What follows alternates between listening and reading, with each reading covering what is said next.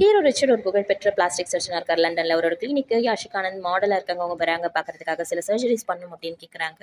அதுக்கப்புறம் 2 பேரும் பேசி பேசி ஒரு அஃபேருக்கு போயிடுறாங்க. இது ஒரு இல்லீகல் அஃபேர். அவருக்கு ஏற்கனவே கல்யாணம் ஆயிடுது. அவங்க ஒய்ஃப் இல்லாத நேரத்தில் ஒரு நாளைக்கு யாஷிக் அவ வீட்டுக்கு வர சொல்லி 2 பேரும் ஜாலியாக இருக்கிறாங்க. திடீர்னு அவங்க ஒய்ஃப் ஃபோன் பண்ணிட்டு நான் ஃப்ரெண்ட்ஸோட வீட்டுக்கு வரேன் அப்படின்னு சொல்லிட்டோம். பதட்டத்திலையும் பயத்திலும் என்ன பண்ணுறதுன்னு தெரியாம அவங்கள எப்படியோ கிச்சன் வழியாக போ அப்படின்னு சொல்லி சொல்கிறாங்க. சரி மேலே வந்து குளிச்சுட்டு எல்லா திங்ஸும் சரி பண்ணிட்டு கீழே வந்து பார்க்கும்போது கிச்சனில் யாஷிக் ஆனந்த் இறந்து கிடக்குறாங்க.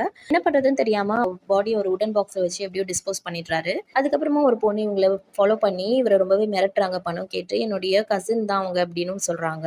வேற வழி இல்லாம ஒரு டிப்ரெஷனுக்கு போன இவரு அவங்க ஒய்ஃப் கிட்ட எல்லா விஷயத்தையும் கன்ஃபஸ் பண்ணிடுறாரு, சொல்லிடுறாரு. அவங்க ஒய்ஃபும் வந்து ரொம்ப ஷாக் ஆயிட்டு அதுக்கப்புறம் ஓகே நான் உனக்கு சப்போர்ட் பண்றேன், ஹெல்ப் பண்றேன்னு சொல்றாங்க. திடீர்னு அந்த கசின் கிட்ட பணம் கொடுக்கறதா இவர் சொல்லிட்டு போயிட்டு அவங்கள வந்து ஒரு ஊசி போட்டு அவங்களை கொலை பண்றாரு. அப்புறமா அவங்க மெசேஜ் மொபைல் எடுத்து பார்க்கும்போது யாஷிக் ஆனந்த் ஓகே பணம் வாங்கிட்டியா அப்படின்னு சொல்லி மெசேஜ் அனுப்பியிருப்பாங்க. அப்பதான் அவருக்கு தெரியும் யாஷிக் ஆனந்த் இன்னும் இறக்கலன்னு சொல்லிட்டு. இப்படி எல்லாம் பண்ணாங்க. யார் இந்த ட்ராமாலாம் கிரியேட் பண்ணாங்க அப்படிங்கறதான்